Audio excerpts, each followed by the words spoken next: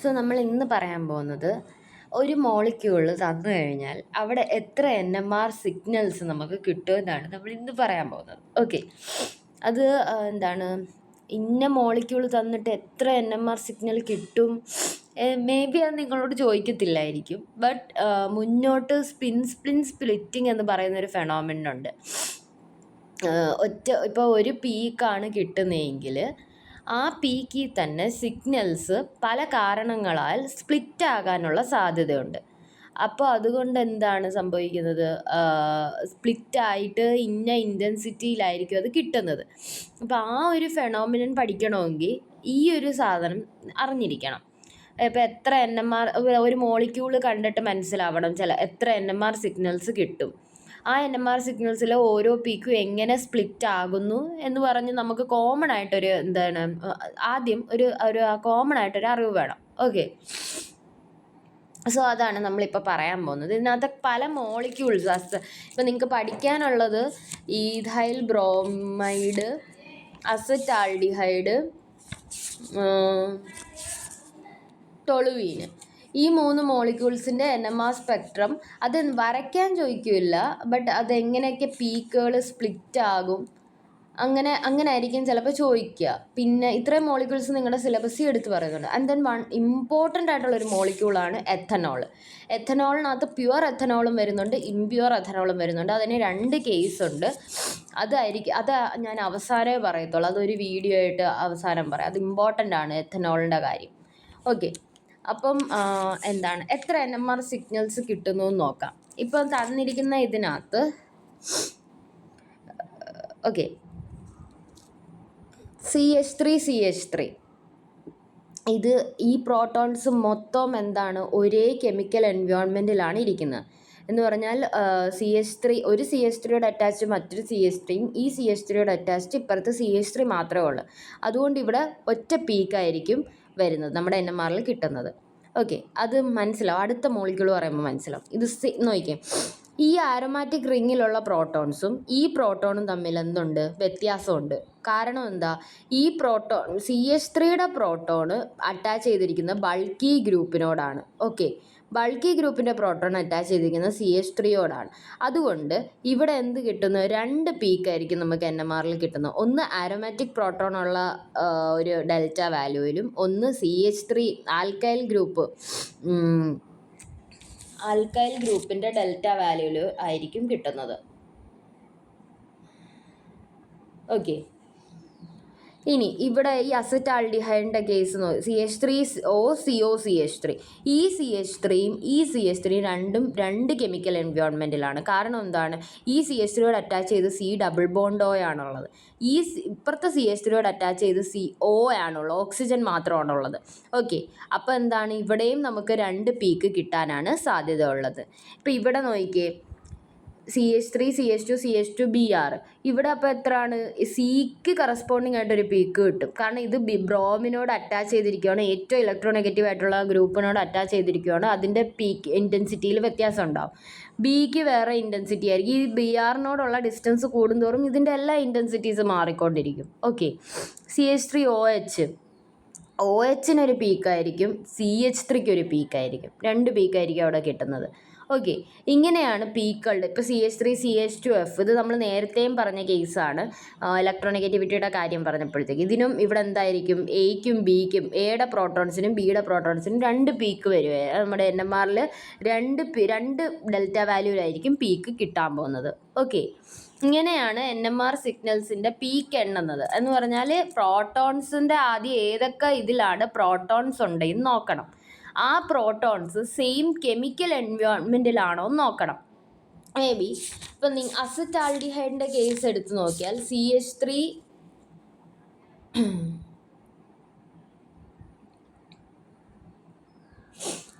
അസറ്റാൽഡിഹൈഡിൻ്റെ case നോക്കിക്കഴിഞ്ഞാൽ CH3 C double bond O H, ഇവിടെ ഒരു പ്രോട്ടോൺ ഉണ്ട്, ഇവിടെ 3 പ്രോട്ടോൺ ഉണ്ട്.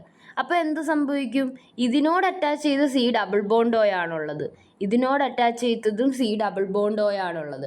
ഓക്കെ, അപ്പം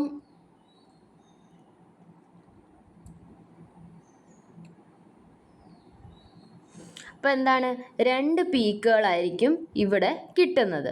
ഓക്കെ, പക്ഷേ അസറ്റോഫീനോൺ ഒന്നെടുത്തേ, CH3 C ഡബിൾ ബോണ്ടോ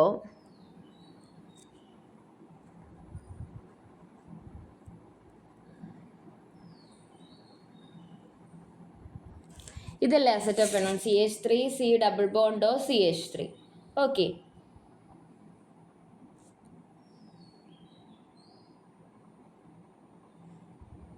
സോറി, ഇതല്ല അസറ്റോഫിനോൺ, C6H5 വരുന്നതാണ് അസറ്റോഫിനോൺ. ഈ ഒരു ഈ ഒരു കീറ്റോൺ കൺസിഡർ ചെയ്തേ, ഇതിനോട് അറ്റാച്ച് ചെയ്ത് C ഡബിൾ ബോണ്ടോയാണുള്ളത്, ഇതിനോട് അറ്റാച്ച് ചെയ്ത് C ഡബിൾ ബോണ്ടോയാണുള്ളത്. അവിടെ എന്താണ്, ഒരു പീക്കേ കിട്ടത്തുള്ളൂ. കാരണം എന്താണ്, രണ്ടും ഒരേ കെമിക്കൽ എൻവയോൺമെൻറ്റിലാണ് നിൽക്കുന്നത്, അതുകൊണ്ടാണ് അവിടെ ഒരു ഇത് കിട്ടുന്നത്. പക്ഷേ ഒരു C6H5 ആണ് അവിടെ വരുന്നതെങ്കിൽ 2 ടൈപ്പ് ഓഫ് പ്രോട്ടോൺസ് ആണ് എന്നുള്ളത്. ഒന്ന് മീഥൈൽ പ്രോട്ടോണും ഒന്ന് എന്താണ്, മറ്റേ ആരോമാറ്റിക് പ്രോട്ടോൺസും ആണ് ഉള്ളത്. അതുകൊണ്ട് C6H അസറ്റോഫിനോൺ എന്ന് പറയുന്ന ഒരു സൈഡിൽ C6H5 വരുന്നതാണ്. അങ്ങനെ വന്നു കഴിയുമ്പോഴത്തേക്ക് അത് 2 ടൈപ്പിലുള്ള പീക്കായിരിക്കും കിട്ടുന്നത്. ഇതിപ്പോൾ ഒരേ ഗ്രൂപ്പാണ് അപ്പുറം ഇപ്പുറം, മീഥൈൽ പ്രോട്ടോൺസ് മാത്രമേ ഉള്ളതുകൊണ്ട് ഇത് ഒരേ കെമിക്കൽ എൻവയോൺമെൻറ്റിലുള്ളത് ഒരേ പീക്കായിരിക്കും നമുക്ക് കിട്ടുന്നത്. ഇങ്ങനെയാണ് പീക്കുകൾ നമ്മൾ എന്ത് ചെയ്യുന്നത്, കാൽക്കുലേറ്റ് ചെയ്യുന്നത്. ഇനി ഇതേ പീക്കുകളിൽ വ്യത്യാസം വരാം.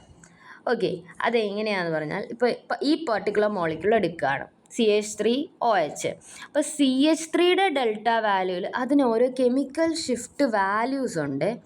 ഞാൻ കാണിച്ചു തരാം. ഇത് കണ്ടോ, ഇത് കെമിക്കൽ ഷിഫ്റ്റ് വാല്യൂസ് ആണ്. പ്രൈമറി ഗ്രൂപ്പ് ആണെങ്കിൽ 0.9 നമുക്ക് പീക്ക് കിട്ടുക. സെക്കൻഡറി ആണെങ്കിൽ 1.3, ടെർഷറി ആണെങ്കിൽ 1.5 ആൻഡ് എനി ചേഞ്ച്. ഓക്കെ, ഈ ഒരു പർട്ടിക്കുലർ വാല്യൂവിൽ നിന്ന് എന്ത് ചേഞ്ച് ഉണ്ടായാലും അതിൻ്റെ അർത്ഥം അവിടെ ചേഞ്ച് ചെയ്യാൻ എന്തോ ഒരു ഗ്രൂപ്പ് അവിടെ ഉണ്ട് നമുക്ക് മനസ്സിലാവും. ഓക്കെ, ആരോമാറ്റിക്കിന് കിട്ടുന്നത് 6 to 8.5 ആണ്. 8.5 കടന്ന് അങ്ങോട്ട് ഷീൽഡിങ് 9.5 എന്ന് കിട്ടിക്കഴിഞ്ഞാൽ അവിടെ എന്തുണ്ട്, ഇലക്ട്രോൺ വിഡ്രോയിങ് ഗ്രൂപ്പ് എന്തോ ആ റിങ്ങിലുണ്ട്. അതുകൊണ്ടാണ് കൂടുതൽ എന്ത് ചെയ്യുന്നത്, ഡീഷീൽഡിങ്ങിലേക്ക് പോകുന്നത്. ഓക്കെ, ഡൗൺ ഫീൽഡിലേക്ക് കർവ് പോകുന്നതിൻ്റെ അർത്ഥവും നമുക്ക് മനസ്സിലാക്കാൻ സാധിക്കും. ഈ കെമിക്കൽ ഷിഫ്റ്റ് വാല്യൂസ് വെച്ച് നമുക്ക് പല കാര്യങ്ങളും എന്ത് ചെയ്യാൻ പറ്റും, ഇൻ്റർപ്രറ്റ് ചെയ്യാൻ പറ്റും. അങ്ങനെയാണ് നമ്മൾ അൺനോൺ ആയിട്ടുള്ളൊരു കോമ്പൗണ്ടിൻ്റെ സ്ട്രക്ചർ എലൂസിഡേറ്റ് ചെയ്തെടുക്കുന്നത്. ഓക്കെ,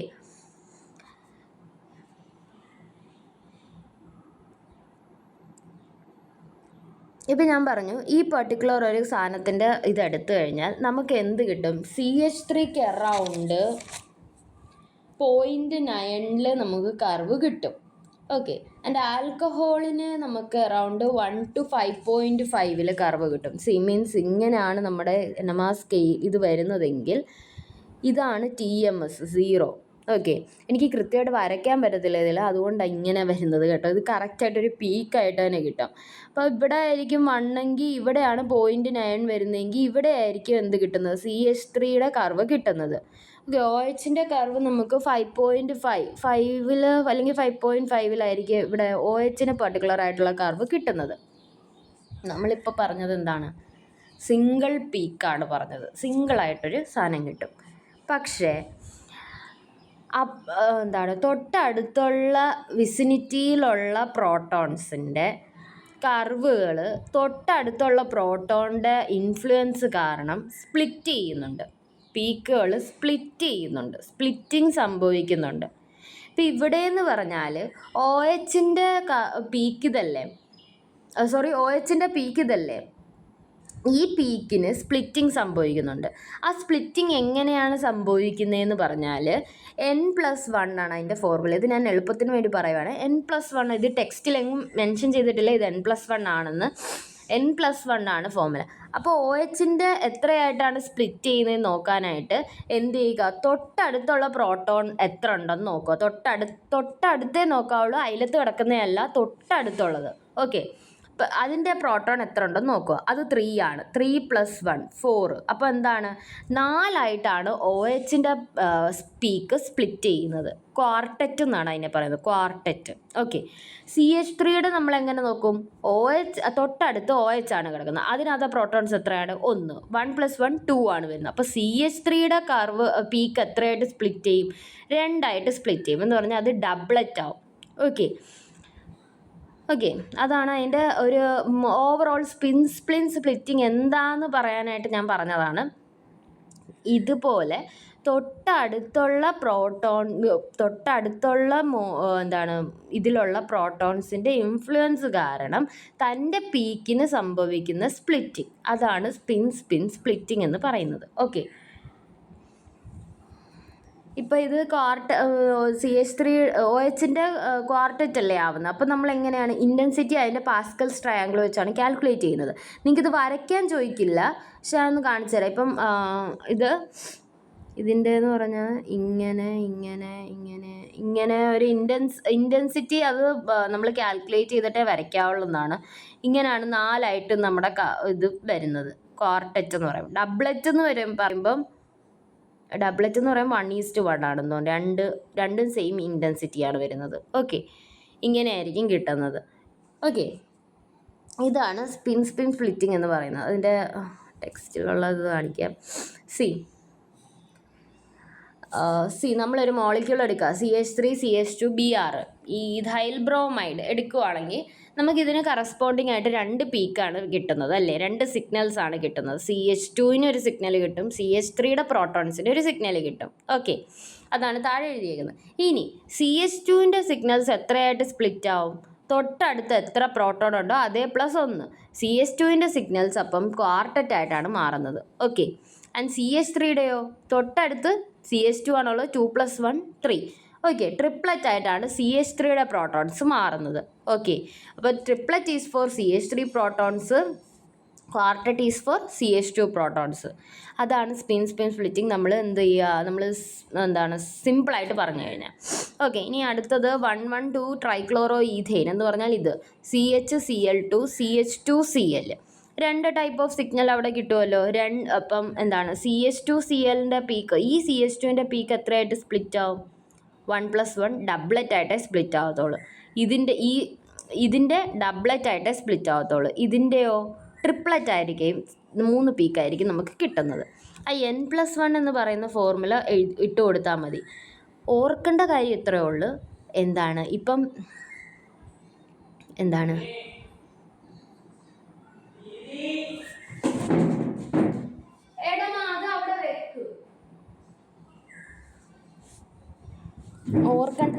ഓർക്കേണ്ട കാര്യം ഇത്രയേ ഉള്ളൂ.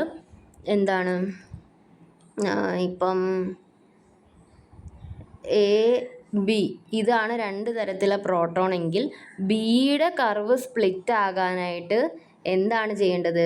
എയിലുള്ള പ്രോട്ടോൺസിൻ്റെ എണ്ണമാണ് n ആയിട്ട് എടുക്കേണ്ടത്. ദെൻ +1 ചെയ്യുക. എയിലുള്ള കാണണ്ടെങ്കിൽ നമ്മൾ എന്താ ചെയ്യേണ്ടത്? ബിയിലുള്ള പ്രോട്ടോൺസിൻ്റെ എണ്ണം എടുത്തിട്ട് +1 ചെയ്യുക. അതാണ് ഓർക്കേണ്ട കാര്യം. അല്ലാതെ സ്വന്തം പ്രോട്ടോൺ എടുത്ത് +1 ചെയ്യരുത്, അങ്ങനെയല്ല. തൊട്ടടുത്തുള്ള ഇതിലെ പ്രോട്ടോൺസിൻ്റെ എണ്ണം എടുത്തിട്ടാണ് നമ്മളങ്ങനെ കാണുന്നത്. ഓക്കെ. അപ്പോൾ കണ്ടോ, നമ്മൾ ഈഥൈൽ ബ്രോമൈഡിൻ്റെ പറഞ്ഞായിരുന്നല്ലോ, ഇതാണ് TMS. ഇത് ppmലാണ് സ്കെയിൽ, ടോ വാല്യൂലാണ് സ്കെയിൽ കൊടുത്തേക്കുന്നത്. അതുകൊണ്ടാണ് ഇങ്ങനെ ഇരിക്കുന്നത്. ഡെൽറ്റ വാല്യൂവിൽ കൊടുക്കുന്നതാണ് ഡെൽറ്റയിലാണ് ഈ മേളിലത്തെ സ്കെയിൽ കൊടുക്കുന്നത്.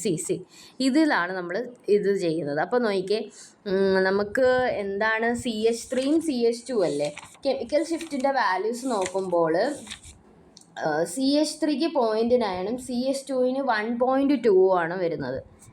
CH3ക്ക് 0.9 ആണ്, ഇവിടാണ് വരേണ്ടത് CH3 അല്ലേ, 0.9 ഇവിടെ അല്ലേ. പക്ഷേ CH3യുടെ നമുക്ക് മാറി എവിടെ കിട്ടിയേക്കുവാണ്?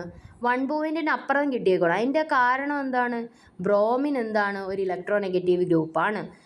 അവിടെയാണ് നമ്മുടെ കെമിക്കൽ ഷിഫ്റ്റ് അഫക്റ്റ് ചെയ്യുന്ന ഫാക്ടേഴ്സ് പഠിച്ചത് കാര്യം ഇവിടെ അപ്ലൈ ചെയ്യേണ്ടത്. ഓക്കെ. ബ്രോമിൻ ഒരു ഇലക്ട്രോനെഗറ്റീവ് ഗ്രൂപ്പാണ്. അപ്പോൾ സംഭവിക്കുന്നത്? ഡീഷീൽഡിംഗ് ആണ് സംഭവിക്കുന്നത്. അപ്പം കുറച്ചുകൂടി ഡൗൺ ഫീൽഡിലേക്കായിരിക്കും കർവ് പോകുന്നത്. ഓക്കെ. നെക്സ്റ്റ് CH2ൻ്റെ നമുക്കൊരു 1.3യിലാണ് കിട്ടുക.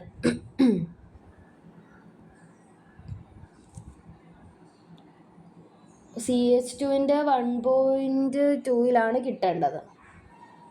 അത് നമുക്ക് ഒരുപാട് CH2ൻ്റെ 1.2 കിട്ടേണ്ടത്. ഇത് ഞാൻ CH3യുടെ അല്ലേ പറഞ്ഞത്, CH3യുടെ ആണ്. ഓക്കെ, CH2ൻ്റെ 1.2 കിട്ടേണ്ടത്. ഏകദേശം ഇവിടെയാണ് കിട്ടേണ്ടത് CH2ൻ്റെ. ബട്ട് നമുക്ക് കണ്ടോ കുറേ കൂടി കുറേ ഡൗൺ ഫീൽഡിലാണ് CH2ൻ്റെ കർവ് വന്നേക്കുന്നത്. കാരണം എന്താണ്, CH2 ആണ് CH3യുടെ ബ്രോമിൻ്റെ അടുത്ത് ഇരിക്കുന്നത് അല്ലേ. അപ്പോൾ ഏറ്റവും കൂടുതൽ ഇലക്ട്രോനെഗറ്റിവിറ്റി ഫീൽ ചെയ്യുന്ന ആർക്കാണ്? CH2-നാണ് ഏറ്റവും കൂടുതൽ ഇലക്ട്രോനെഗറ്റിവിറ്റി ഫീൽ ചെയ്യുന്നത്. ഓക്കെ, അതുകൊണ്ടാണ് അത് കുറേ കൂടി ഡൗൺ ഫീൽഡിൽ പോയി നിൽക്കുന്നത്. ഡൗൺ ഫീൽഡിൽ പോയി പീക്ക് സിഗ്നൽ നമുക്ക് കിട്ടിയത്. CH3 എന്ന് പറഞ്ഞാൽ ബ്രോമിനുമായിട്ട് ഡിസ്റ്റൻസ് കൂടി വന്നേക്കുവാണ്. അതുകൊണ്ട് നമുക്ക് കുറച്ച് ഡൗൺ ഫീൽഡിലാണ് അത് കിട്ടിയേക്കുന്നത്. ഓക്കെ, നമ്മൾ പറഞ്ഞില്ലേ CH2ൻ്റെ പ്രോട്ടോൺസ് എത്ര ആയിട്ട് സ്പ്ലിറ്റ് ആവും? 3 + 1 4 ആയിട്ട്. കണ്ടോ, 4 ഇതായിട്ട് സ്പ്ലിറ്റ് ആയേക്കുന്നത് കണ്ടോ. CH3യുടെ എത്ര പറഞ്ഞത്? 3 ആയിട്ട്, ട്രിപ്ലറ്റ് ആയിട്ട് സ്പ്ലിറ്റ് ആയേക്കുന്നത് കണ്ടോ. ഇങ്ങനെയാണ് നമുക്ക് എന്ത് കിട്ടാൻ പോകുന്നത്? സിഗ്നൽസ് കിട്ടാൻ പോകുന്നത് സ്പിൻ സ്പ്ലിറ്റിംഗ് നടക്കുമ്പോൾ. ഓക്കെ, ഇതാണ് ഒരു എക്സാമ്പിൾ. അപ്പോൾ ഈഥൈൽ ബ്രോമൈഡ് നിങ്ങൾക്ക് പഠിക്കാനുള്ള ഒരു മോളിക്യൂളാണ്. അതാണ് ആദ്യം അവരൊരു എക്സാമ്പിളായിട്ട് പറഞ്ഞേക്കുന്നത്. ഇനി ഇതിനകത്ത് സ്പിൻ കപ്ലിംഗ് എന്ന് പറയുന്നൊരു സാധനമുണ്ട്.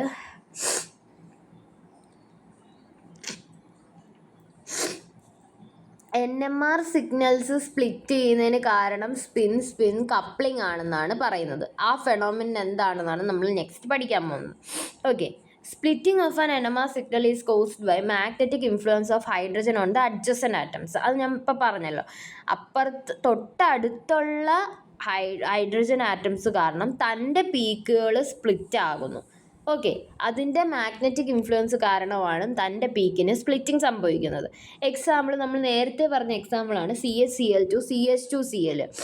Signal from 2 equivalent protons CH2Cl group split into 2 peaks അല്ലേ.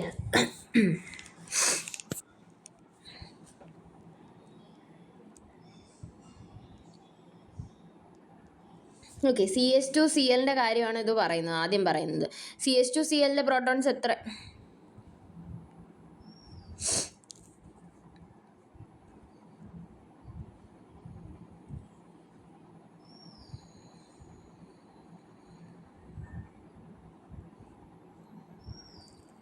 ഓക്കെ, ആദ്യം പറയുന്നത് CH2Clൻ്റെ കാര്യമാണ്. CH2Clൻ്റെ പ്രോട്ടോൺസ് എത്ര ആയിട്ട് സ്പ്ലിറ്റ് ആവും? ഇവിടെ ഒരു പ്രോട്ടോണേ ഉള്ളൂ. അപ്പം 1 + 2 എത്രയാ? 1 + 1 2. ഓക്കെ, ഇതിൻ്റെ പ്രോട്ടോൺസ് എത്രയായിട്ട് സ്പ്ലിറ്റ് ആവും? 2 + 1 3 ആയിട്ട് സ്പ്ലിറ്റ് ആവും. അതാണ് നമ്മളിവിടെ പറയുന്നത്. Okay,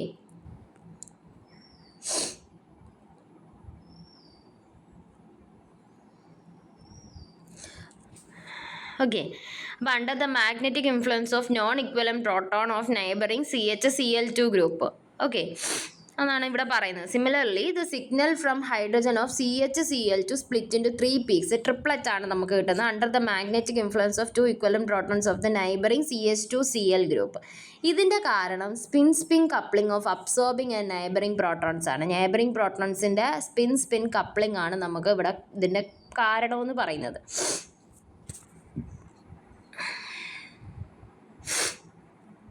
Okay, spin splitting is observed only when non-equivalent proton is present in neighborhood. എന്ന് പറഞ്ഞാൽ എന്താണ് അർത്ഥം? നോൺ ഇക്വലൻറ്റ്, സെയിം കെമിക്കൽ എൻവയോൺമെൻറ്റിൽ അല്ലാത്ത പ്രോട്ടോണുകൾ ഉണ്ടെങ്കിൽ മാത്രമേ ഈ സ്പിൻ സ്പ്ലിറ്റിംഗ് അവിടെ സംഭവിക്കത്തുള്ളൂ. എന്ന് പറഞ്ഞാൽ 2 ഡിഫറെൻറ്റ് ടൈപ്പ് ഓഫ് പ്രോട്ടോൺസ് അവിടെ വേണം. എന്ന് പറഞ്ഞാൽ എന്താണ്? ഈഥൈൽ ബ്രോമൈഡിൽ നമ്മൾ കണ്ടില്ലേ, CH3 CH2 Br. അവിടെ 2 തരത്തിലുള്ള പ്രോട്ടോൺ. ഒന്ന് മീഥൈൽ പ്രോട്ടോണാണ്, ഒന്ന് സെക്കൻഡറി പ്രോട്ടോണാണ്. അതുമല്ലാതെ ബ്രോമിൻ അവിടെ വരുമ്പോഴത്തേക്ക് അവിടെ ഇൻഫ്ലുവൻസ് എന്ത് ചെയ്യുകയാണ്? നമുക്ക് വേറെ രീതിയിലാണ് അനുഭവപ്പെടുന്നത് അവർക്ക്. ഓക്കെ, അപ്പോൾ അവർ 2 ഡിഫറെൻറ്റ് പ്രോട്ടോൺസ് ആണ്. അതേസമയം നമ്മൾ ഈഥെയിൻ എടുക്കുകയാണ്, CH3 അത് ഞാൻ നേരത്തെയും പറഞ്ഞാണ്. ഇവർ സെയിം കെമിക്കൽ എൻവയോൺമെൻ്റ് ആണ്. ഇവർക്ക് പ്രത്യേകിച്ച് വേറെ കാരണങ്ങൾ അല്ലെങ്കിൽ സ്പ്ലിറ്റ് ചെയ്യേണ്ട ഒരു കാരണവുമില്ല.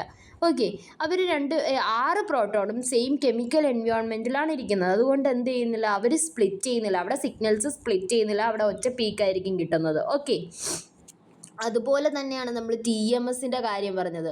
അവിടെ എന്ത് സംഭവിക്കുന്നില്ല, സ്പ്ലിറ്റിംഗ് സംഭവിക്കുന്നില്ല. ആ 12 പ്രോട്ടോണും സെയിം കെമിക്കൽ എൻവയോൺമെൻറ്റിലാണ്. അതുകൊണ്ടാണ് നമ്മൾ TMSനെ റെഫറൻസ് സ്റ്റാൻഡേർഡായിട്ട് തന്നെ എടുത്തേക്കുന്നത്. സെയിം കെമിക്കൽ എൻവയോൺമെൻറ്റിൽ ആയതുകൊണ്ട് തന്നെ നമുക്ക് നല്ല ഇൻറ്റൻസ് ആയിട്ടുള്ള പീക്കായിരിക്കും അവിടെ കിട്ടുന്നത്. ഓക്കെ, അതാണ് ഇവിടെ പറയുന്നത്. There is no spin splitting of signals in ethane because which contain 6 equivalent protons. കാരണം എന്താണ്, അവർക്ക് 6 ഇക്വലൻറ്റ് പ്രോട്ടോൺസ് ആണ്. ഓക്കെ, അപ്പോൾ consider a molecule having 2 non equivalent hydrogen HA and HB. Okay, അങ്ങനെ നമ്മൾ കൺസിഡർ ചെയ്യുക 2 നോൺ ഇക്വലൻറ്റ് പ്രോട്ടോൺസ് ഉണ്ട്, HAയും HBയും. In the absence of HB ഇല്ല എങ്കിൽ നമുക്ക് ഒരു സിഗ്നൽ HA എന്ന് പറയുന്ന പ്രോട്ടോണിന് കിട്ടും. പക്ഷേ HBയുടെ പ്രസൻസ് ഉള്ളതിനാൽ എന്താണ് ഇവിടെ പറഞ്ഞത്, HAയും HBയും 2 പ്രോട്ടോൺസ് എടുക്കുക. ഇപ്പോൾ ഇതില്ലാന്ന് വിചാരിക്കുക, അപ്പോൾ HAക്ക് കറസ്പോണ്ടിങ് ആയിട്ട് ഒറ്റ പീക്ക് നമുക്ക് കിട്ടും NMRൽ. ഓക്കെ, ഇപ്പോൾ HA ഉണ്ട്, ഇതിനോട് കണക്ട് ചെയ്ത് HB ഉണ്ടെങ്കിൽ നമുക്ക് എന്ത് ചെയ്യും, ഉറപ്പായിട്ടും ഇതിൻ്റെ മാഗ്നറ്റിക് ഇൻഫ്ലുവൻസ് ഇതിൽ വരും, ഇതിൻ്റെ മാഗ്നറ്റിക് ഇൻഫ്ലുവൻസ് ഇതിൽ പോകും. ഉറപ്പായിട്ടും അവിടെ പീക്ക് എന്ത് ചെയ്യുന്നു, സ്പ്ലിറ്റ് ചെയ്യും. 2 എണ്ണത്തിൻ്റെയും പീക്ക് സ്പ്ലിറ്റ് ചെയ്യും. ഓക്കെ, അതാണ് നമ്മളിനി പറയാൻ പോകുന്നത്, ശ്രദ്ധിച്ചേക്കണം. However, in the presence of HB, spin splitting occurs, which may be explained as follows. Neighboring hydrogen HB can have 2 possible orientations with respect to magnetic field of HA as well as applied magnetic field HO. നമ്മൾ apply ചെയ്യുന്ന magnetic field H0 ഉണ്ട്, എന്താണ് HAക്ക് ഒരു magnetic field ഉണ്ട്. Okay, ഇനി HBയുടെ ഇതെന്ന് പറഞ്ഞാൽ it may be aligned with the applied magnetic field H0 or it may be aligned against the applied magnetic field H0. ഒന്ന് അപ്ലൈഡ് മാഗ്നറ്റിക് ഫീൽഡുമായിട്ട് അലൈൻ ചെയ്യാം, അല്ലെങ്കിൽ എഗെയിൻസ്റ്റ് ആയിട്ട് അലൈൻ ചെയ്യാം. എന്ന് പറഞ്ഞാൽ മാഗ്നറ്റിക് ഫീൽഡ് ഇങ്ങനെയാണെങ്കിൽ ഇതാണ് അലൈൻ ചെയ്യുക എന്ന് പറയുന്നത്, സെയിം ഡയറക്ഷൻ. മാഗ്നറ്റിക് ഫീൽഡ് ഇങ്ങനെയും നമ്മുടെ എഗെയിൻസ്റ്റ് എന്ന് പറഞ്ഞാൽ എന്താണ്, ഓപ്പോസിറ്റ് ഡയറക്ഷനായി പോകും. ഓക്കെ, അപ്പം അലൈൻ ചെയ്യുവാണെങ്കിൽ in this case a small magnetic moment HB adds to large applied magnetic field H0. Hence the field felt by proton HA is the sum of individual field exerted by H0 and HB.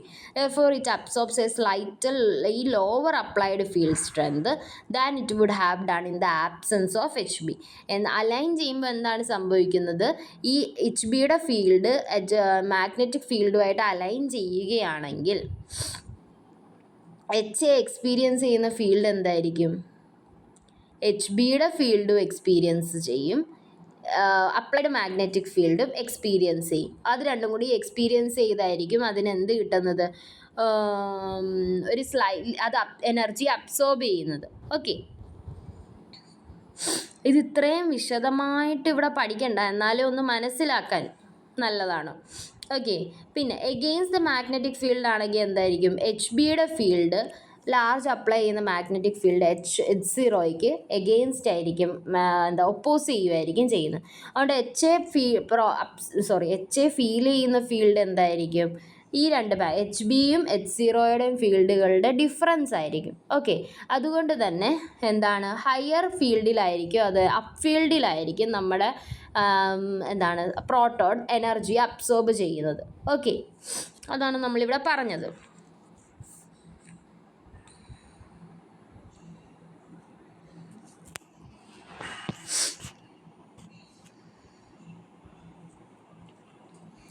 അപ്പോൾ എന്താണ്, ഏതെങ്കിലും ഒരു മൊമെൻറ്റിൽ ഈ probabilities അലൈൻമെൻറ്റിൻ്റെ probabilities applied ഫീൽഡിനോട് equal ആകുകയാണ് എന്ന് നമ്മൾ assume ചെയ്യുകയാണ്. ഇതൊരു അസംഷനാണ്. അപ്പം നമുക്ക് എന്ത് പറയാനായിട്ട് സാധിക്കും, പകുതി മോളിക്യൂൾസ് മാഗ്നറ്റിക് ഫീൽഡുമായിട്ട് അലൈൻ ചെയ്ത് നിൽക്കുന്നു എന്ന് പറഞ്ഞാൽ പകുതി HBയുടെ പ്രോട്ടോൺസ് HB പ്രോട്ടോൺസ് അലൈൻ ചെയ്ത് നിൽക്കുന്നു. കുറച്ച് ആൾക്കാർ, ഇപ്പോൾ അടുത്ത പകുതി 50-50 ആണ് നമ്മൾ പറഞ്ഞത്, അടുത്ത പകുതി എന്ത് ചെയ്ത് നിൽക്കുന്നു, എഗെയിൻസ്റ്റ് ആയിട്ട് ഒപ്പോസ് ചെയ്ത് നിൽക്കുന്നു. ഓക്കെ, അപ്പം നമുക്ക് പറയാനായിട്ട് സാധിക്കും എന്താണ് എച്ചയുടെ സിഗ്നൽ സ്പ്ലിറ്റ് ചെയ്യുന്നു. Split into 2 peaks of nearly equal intensity which are called 1:1 doublet. അങ്ങനെ എച്ചയുടെ പീക്ക് സിഗ്നൽ എന്ത് ചെയ്യുന്നു? സ്പ്ലിറ്റ് ചെയ്യുന്നു. അങ്ങനെയാണ് നമ്മളുടെ സ്പിൻ സ്പ്ലിറ്റിംഗ് എന്ന് പറയുന്ന പ്രതിഭാസം ഇവിടെ വരുന്നത്. ഓക്കെ, ആൻഡ് ആ രണ്ട് ഡിസ്റ്റൻസ് എന്ന് പറയുന്നത്, ഈ രണ്ട് പീക്കുകളുടെ ഡിസ്റ്റൻസ് എന്ന് പറയുന്നത് അതിനാണ് കപ്ലിംഗ് കോൺസ്റ്റൻറ്റ് ജെ എന്ന് നമ്മൾ പറയുന്നത്. ആൻഡ് അപ്ലൈഡ് മാഗ്നറ്റിക് ഫീൽഡിനും നമ്മൾ കൊടുക്കുന്ന റേഡിയോ ഫ്രീക്വൻസിക്കും ഇൻഡിപെൻഡൻ്റ് ആയിരിക്കും ഈ ജെ എന്ന് പറയുന്നത്. മീൻസ് അവരെയല്ല അത് ഡിപ്പെൻഡ് ചെയ്യുന്നത്, തൊട്ടടുത്തുള്ള പ്രോട്ടോൺസിൻ്റെ എണ്ണത്തിനെയാണ് ഈ കപ്ലിംഗ് കോൺസ്റ്റൻറ്റ് ജെ എന്ത് ചെയ്യുന്നത്? ഡിപ്പെൻഡ് ചെയ്യുക, ഓവറോൾ അത് ഡിപ്പെൻഡ് ചെയ്യുന്നത്. ഓക്കെ,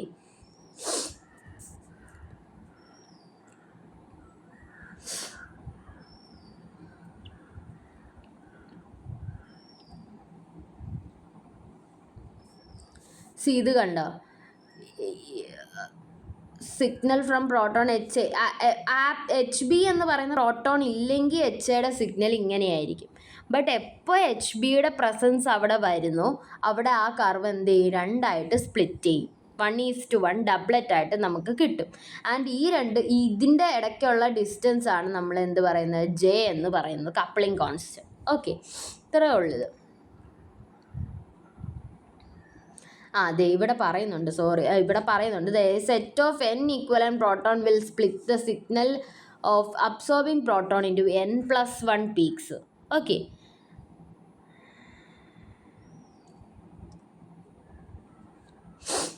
ഇനി ഇത് സ്പ്ലിറ്റിങ്ങിൻ്റെ കുറച്ച് റൂൾസ് ആണ്. നോക്കിയേ, അത് ജസ്റ്റ് ഒന്ന് സ്പ്ലിറ്റിങ്ങിൻ്റെ റൂൾസ് ഇങ്ങനെ ചോദിക്കാറില്ല. ബട്ട് സ്പിൻ സ്പ്ലിറ്റിംഗ് നിങ്ങൾക്ക് എസ്സേയുടെ ഒരു പാർട്ടായിട്ട് ഇങ്ങനെ ചോദിച്ച് ഞാനൊരു ക്വസ്റ്റ്യൻ പേപ്പറിൽ കണ്ടായിരുന്നു. അപ്പോൾ സ്പിൻ സ്പ്ലിറ്റിംഗ് ചോദിക്കുമ്പം എന്ത് ചെയ്യണം? ഈ റൂൾസ് എഴുതണമെന്നില്ല, എന്നാലും അത്ര ഒരു എസ്സേയുടെ ഭാഗമല്ലേ. അപ്പം സ്പിൻ കപ്ലിംഗ് എന്താണെന്ന് ഇത്ര എഴുതിയിട്ട് എന്താണ് അതിനൊരു എക്സാമ്പിൾ കൊടുക്കുന്നത് നല്ലതായിരിക്കും. താഴെ ഏതെങ്കിലും ഒരു എക്സാമ്പിൾ കാണും, ആ ഒരു എക്സാമ്പിൾ കോട്ട് ചെയ്തിട്ട് എഴുതുന്നത് കുറച്ചുകൂടി നല്ലതായിരിക്കും. ഓക്കെ, റൂൾസും എഴുതിയാൽ നല്ലതായിരിക്കും. മാർക്ക് പോവാൻ പിന്നെ ഒരു ചാൻസ് കാണത്തില്ല. ഇത്രയും പഠിക്കാൻ പറ്റുവാണെങ്കിൽ പഠിക്കുക. ഇതിന് പ്രത്യേകിച്ച് ഞാനും ഡിഗ്രി സമയത്ത് നോട്ടൊന്നും പ്രിപ്പയർ ചെയ്തിട്ടില്ലായിരുന്നു. ഞാൻ ഈ ടെക്സ്റ്റ് മാത്രമായിരുന്നു ടെക്സ്റ്റിൽ നിന്നായിരുന്നു ഞാൻ പ്രിപ്പയർ ചെയ്യുന്നത്.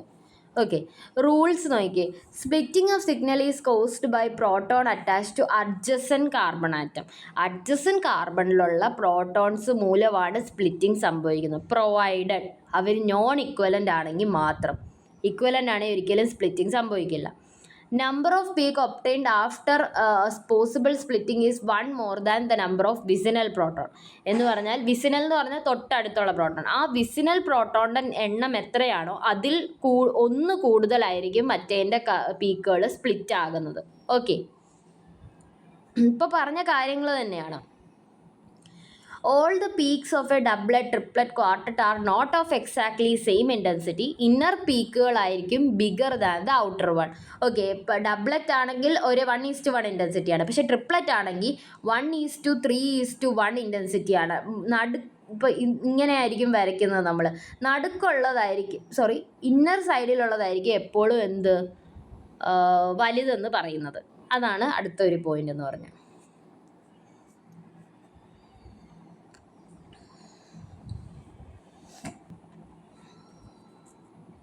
ഇവിടെ ഒരു എക്സാമ്പിൾ പറയുന്നുണ്ട്.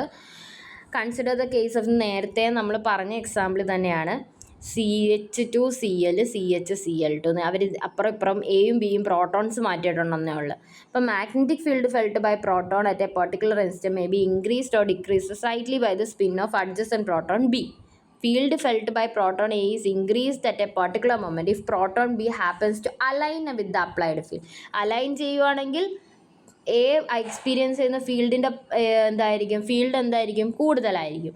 പക്ഷേ അലൈൻഡ് എഗെയിൻസ്റ്റ് ആണെങ്കിൽ അത് ഡിക്രീസ് ചെയ്യും. എന്താണേലും അവിടെ സ്പ്ലിറ്റിംഗ് സംഭവിക്കും. അപ്പം അബ്സോർപ്ഷൻ നടക്കുന്നത് ചിലപ്പോൾ ഡൗൺ ഫീൽഡിലും, ഹാഫ് ഓഫ് ദ മോളിക്യൂൾസിൻ്റെ ഡൗൺ ഫീൽഡിലും ഹാഫിന് അപ്പ് ഫീൽഡിലും ആയിരിക്കും നടക്കുന്നത്. അതുകൊണ്ട് അവിടെ സ്പ്ലിറ്റിംഗ് നടക്കും. പ്രോട്ടോൺ എ എന്ന് പറയുന്നത്, ഈ ഒരു പ്രോട്ടോൺ എന്ന് പറയുന്നത് ഇവിടെ ഉള്ള പ്രോട്ടോൺസിൻ്റെ എണ്ണത്തിൻ്റെ 1 +1. അപ്പോൾ ഡബ്ലറ്റ് ആയിട്ട് നമുക്ക് എന്ത് ചെയ്യും? സ്പ്ലിറ്റ് ചെയ്യും. ഈ ഒരു സിഗ്നൽ ഫ്രം പ്രോട്ടോൺ എ ഇതും കൂടി വരച്ച് വെച്ചാൽ നല്ലതായിരിക്കും. And spin influence of proton B, അത് കാരണം എന്ത് ചെയ്തു? ഈ ഒന്നുണ്ടായിരുന്ന സിഗ്നൽ 2ആയിട്ട് സ്പ്ലിറ്റ് ചെയ്തു. അപ്ലൈഡ് ഫീൽഡാണ് ഇത്. ഓക്കെ,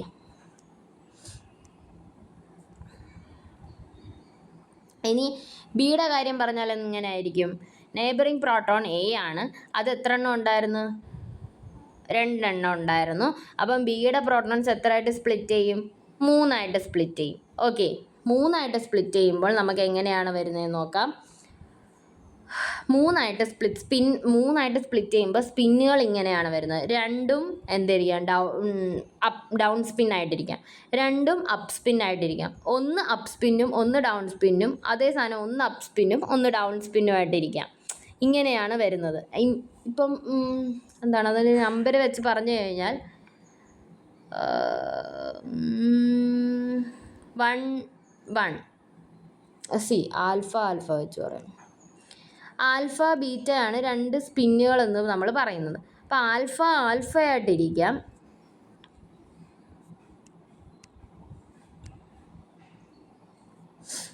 ബീറ്റ ആയിട്ടിരിക്കാം.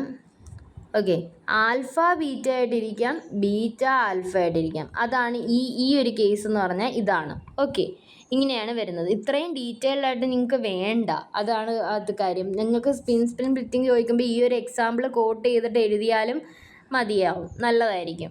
ഓക്കെ, അതുകൊണ്ട് തന്നെ എന്തായിരിക്കും? ടെർഷ്യറി പ്രോട്ടോൺ എന്തായിരിക്കും? 3ആയിട്ടായിരിക്കും സ്പ്ലിറ്റ് ചെയ്യുന്നത്. 1:2:1. ഓക്കെ, ഇനി ഇത് പറയുന്നത് total area under the doublet will be twice the total area under the triplet. കാരണം doublet is due to absorption by 2 protons ആണ്. പക്ഷേ ട്രിപ്ലറ്റ് എന്ന് പറയുന്നത് എന്താണ്? 1 പ്രോട്ടോൺ ആണ്. ഏരിയയ്ക്ക് വ്യത്യാസം ഉണ്ടാവുന്നു, അതാണ്. Okay, next CH3CHBr2. അതൊരു ഇതാണ്, അതൊന്ന് ചെയ്ത് നോക്കണം. CH3CHBr2 എത്രയായിട്ട് സ്പ്ലിറ്റ് ചെയ്യുന്നു CH3യുടെയും CHൻ്റെയും പ്രോട്ടോൺസ് എന്ന് പറയുന്നത് ഒന്ന് ചെയ്ത് നോക്കണം കേട്ടോ. പിന്നെ ഈ ഗ്രാഫ് എന്ന് പറയുന്നത് ഇത് നിങ്ങൾക്ക് ഇപ്പോൾ ഇതുപോലെ പഠിച്ചിട്ടേ കാര്യമുണ്ട്. കാരണം ഇതിനകത്ത് ഡീപ്പായിട്ട് നിങ്ങൾക്കിപ്പോൾ പഠിക്കാനില്ല. ഇതിന് കുറേ കാര്യങ്ങളുണ്ട് ഇതിൻ്റെ പിന്നിൽ. അപ്പോൾ അത്രയും നിങ്ങൾക്കിപ്പോൾ പഠിക്കാനില്ല, അതാണ്. പിന്നെ ബയോടെക് സ്റ്റുഡൻ്റ് അല്ലേ, അപ്പം ഇത് അത്രയ്ക്ക് ഡീപ്പായിട്ട് ഇപ്പം വേണ്ട നിങ്ങൾക്ക്. സോ ഇത് ഇപ്പം ഈ ഗ്രാഫ് പഠിച്ചില്ലെങ്കിലും വേണ്ടിയില്ല, എത്രയായിട്ട് സ്പ്ലിറ്റ് ആകുന്നു CH3CHBr2 എന്ന് പറയുന്ന മോളിക്യൂളിൽ എത്ര പീക്ക് കിട്ടും, എത്രയായിട്ട് സ്പ്ലിറ്റ് ആകുന്നു, അതൊന്ന് നോക്കണേ. ആ പാരഗ്രാഫിൽ നന്നായിട്ട് കൊടുത്തിട്ടുണ്ട് അവർ. നെക്സ്റ്റ് കപ്ലിംഗ് കോൺസ്റ്റൻസ് ആണ്. ഇത് ജസ്റ്റ് ഒന്ന് വായിച്ച് പഠിച്ച് വെച്ചാൽ മതി. കാരണം ഇതിനകത്ത് ഒരുപാട് കാര്യങ്ങളൊന്നുമില്ല. കപ്ലിംഗ് കോൺസ്റ്റൻറ്റ് നമ്മൾ ആദ്യമേ പറഞ്ഞല്ലോ. അപ്പം നമുക്കിപ്പോൾ നമ്മൾ പറയുന്നത് ഇപ്പോൾ ഡബ്ലറ്റ് കിട്ടി, ട്രിപ്ലറ്റ് കിട്ടി, ക്വാർട്ടറ്റ് കിട്ടി. പക്ഷേ ആരോമാറ്റിക് പ്രോട്ടോൺസ് വരുമ്പോഴത്തേക്ക് നമുക്ക് മൾട്ടിപ്ലറ്റ് ആയിരിക്കും കിട്ടുന്നത്. 1, 2, 3, 4 മാത്രമല്ല സ്പ്ലിറ്റ് ആവുന്നത്, 5, 6, 8, 10 ഒക്കെ സ്പ്ലിറ്റായി. അന്ന് നല്ല സ്പ്ലിറ്റിങ് സംഭവിക്കാറുണ്ട്. ഇപ്പോൾ ആരോമാറ്റിക് പ്രോട്ടോൺസ് ഒക്കെ വരുമ്പോൾ ഇപ്പം ഒരു CH3യുടെ അടുത്ത് ഇപ്പോൾ ഒരു ആരോമാറ്റിക് പ്രോട്ടോണാണ് വന്നിരിക്കുന്നത്, അത് എത്രയായിട്ട് സ്പ്ലിറ്റ് ആവും? അവിടെ 5 തരത്തിലുള്ള ആരോമാറ്റിക് പ്രോട്ടോൺസ് ഇല്ലേ? അത്രയും സ്പ്ലിറ്റ്. അങ്ങനെ മോളിക്യൂൾസ് കൂടുന്തോറും സ്പ്ലിറ്റിംഗ് കൂടും. അപ്പം മൾട്ടിപ്ലറ്റ് എന്ന് നമ്മൾ അവരെ പൊതുവേ പറയാറുണ്ട്. അപ്പോൾ ആ മൾട്ടിപ്ലറ്റിൻ്റെ ഇടയ്ക്കുള്ള പീക്കിൻ്റെ ഇടയ്ക്കുള്ള ഡിസ്റ്റൻസിനെയാണ് നമ്മൾ കപ്ലിംഗ് കോൺസ്റ്റൻറ്റ് എന്ന് പറയുന്നത്. ഞാൻ ഓൾറെഡി അത് മെൻഷൻ ചെയ്തിരുന്നു. ലെറ്റർ J വെച്ചാണ് നമ്മൾ ഡിനോട്ട് ചെയ്യുന്നത്. ഓക്കെ, ഇനി ഇത് കപ്ലിംഗ് കോൺസ്റ്റൻറ്റ് എന്ന് പറഞ്ഞാൽ സ്പിൻ കപ്ലിങ്ങിൻ്റെ ഒരു എഫക്റ്റീവ്നെസ്, എത്രത്തോളം അത് സ്പിൻ കപ്ലിംഗ് എഫക്റ്റീവ് ആയിട്ടുണ്ടെന്നും കൂടിയുള്ള ഒരു മെഷറാണ് നമ്മൾ പറയുന്നത്. ആൻഡ് CPSൽ നമ്മൾ അതിനെ ഡിനോട്ട് ചെയ്യുന്നു. മാഗ്നറ്റിക് ഫീൽഡിന് ഓർത്തിരുന്നോണം, അപ്ലൈഡ് മാഗ്നറ്റിക് ഫീൽഡിനും റേഡിയോ ഫ്രീക്വൻസിക്കും ഇൻഡിപെൻഡൻ്റ് ആണ് അതിൻ്റെ വാല്യൂ. ഓക്കെ. കപ്പിൾഡ് പ്രോട്ടോൺസിൻ്റെ ഇടയ്ക്കുള്ള സ്ട്രക്ചറൽ റിലേഷൻഷിപ്പിനെയാണ് അത് ഡിപ്പെൻഡ് ചെയ്യുന്നത്. ഓക്കെ. പിന്നെ അത് 3 തരം ജെമിനൈൽ പ്രോട്ടോൺസ് ഉണ്ട്, വിസിനൽ പ്രോട്ടോൺസ് ഉണ്ട്, വിനൈലിക് പ്രോട്ടോൺസ് ഉണ്ട്. Geminal proton attach to same carbon. എൻ്റെ തന്നെ പ്രോട്ടോണിനെയാണ് ജെമിനൈൽ പ്രോട്ടോൺ എന്ന് പറയുന്നത്. അവിടെ ജെ എന്ന് പറയുന്നത് 0-20 CPS ആണ്. ബോണ്ട് ആംഗിളിനെയാണ് ഡിപ്പെൻഡ് ചെയ്യുന്നത്. അതുപോലെ തന്നെ പഠിച്ചു വെക്കുക. വിസിനൽ പ്രോട്ടോൺസ് എന്ന് പറഞ്ഞാൽ എൻ്റെ തൊട്ടടുത്തുള്ള കാർബണിലുള്ള പ്രോട്ടോൺസ്, അതാണ് വിസിനൽ പ്രോട്ടോൺസ്. അത് ഡൈഹീഡ്രൽ ആംഗിളിനെയാണ് ഡിപ്പെൻഡ് ചെയ്യുന്നത്. അതിനനുസരിച്ചാണ് ജെ വാല്യൂ മാറുന്നത്. ഓക്കെ. വിനൈലിക് പ്രോട്ടോൺസ് എന്ന് പറഞ്ഞാൽ സബ്സ്റ്റിറ്റ്യൂട്ടഡ് എഥിലീനിൽ അല്ലെങ്കിൽ ജോമെട്രിക് ഐസോമറിൽ കാണപ്പെടുന്ന പ്രോട്ടോൺസ്. ഓക്കെ. സിസും ട്രാൻസും വരുന്ന ആ ഒരു ജോമെട്രിക് ഐസോമേഴ്സിൻ്റെ അതിൽ കാണുന്ന പ്രോട്ടോൺസിനാണ് നമ്മൾ വിനൈലിക് പ്രോട്ടോൺസ് എന്ന് പറയുന്നത്. ഓക്കെ. ഇനി എഥനോളിൻ്റെ ഒരു ഇതുണ്ട്. എഥനോൾ പ്യുവറും ഇംപ്യുവർ എഥനോൾ എന്ന് പറയുന്ന നമുക്കുണ്ട്. അത് എന്താണ്, അത് ഞാൻ അവസാനം പറയാം. ഇതിനകത്ത് ഇനി പറയാനുള്ളത് ഈഥൈൽ ബ്രോമൈഡാണ്. ഈഥൈൽ ബ്രോമൈഡ് ഞാൻ നേരത്തെ പറഞ്ഞായിരുന്നു. ഇവിടുത്തെ ഭാഗം ഒന്ന്, ഈഥൈൽ ബ്രോമൈഡിൻ്റെ ഇവിടുത്തെ ഭാഗം ഒന്ന് വായിച്ചു നോക്കാം. എന്തെങ്കിലും ഡൗട്ട് ഉണ്ടെങ്കിൽ ചോദിച്ചാൽ മതി. ഈഥൈൽ ബ്രോമൈഡ് ഞാൻ നേരത്തെ എക്സാമ്പിൾ എടുത്ത് പറഞ്ഞതാണ്. ആ കാര്യങ്ങൾ തന്നെയാണ് ഇവിടെ പറയുന്നത്. ഓക്കെ. എത്ര പീക്ക് വരുന്നു, എന്തുകൊണ്ട് എത്രത്തിൽ സ്പ്ലിറ്റ് ആകുന്നു, ആൻഡ് ഇവിടെ ഡെൽറ്റ വാല്യൂയും കൂടി പറയുന്നു എന്നുള്ളതേ ഉള്ളൂ. ഓക്കെ.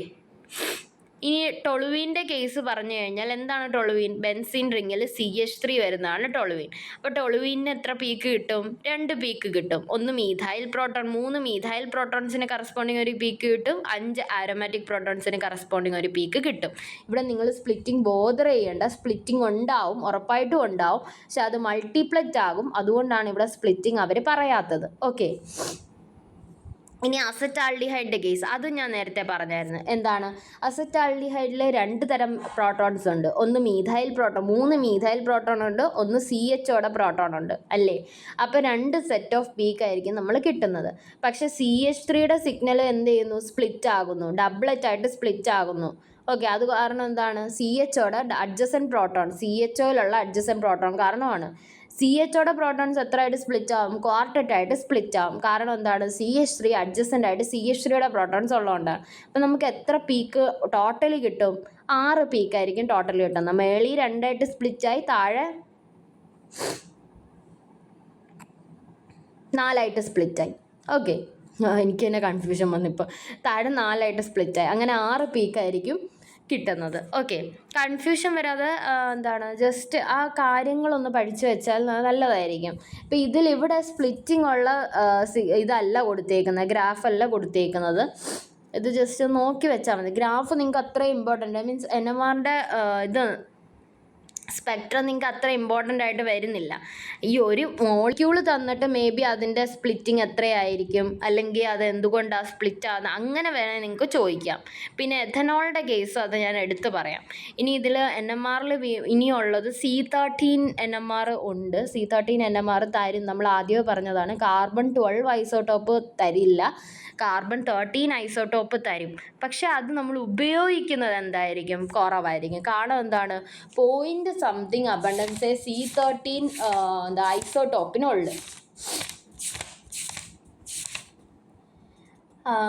പോയിന്റ് അല്ല, 1.11% എന്തുള്ളു നാച്ചുറൽ അബണ്ടൻസ് C13 അതുകൊണ്ട് നമ്മൾ C13 NMR ഉപയോഗിക്കുന്നത് കുറവായിരിക്കും. ബട്ട് നമ്മൾ അതിനെക്കുറിച്ച് ഒരു ഡീറ്റെയിൽഡ് ഇതൊന്നും വേണ്ട, ജസ്റ്റ് ഔട്ട്ലൈൻ ഒന്ന് നമ്മൾ പഠിക്കുന്നുണ്ട്.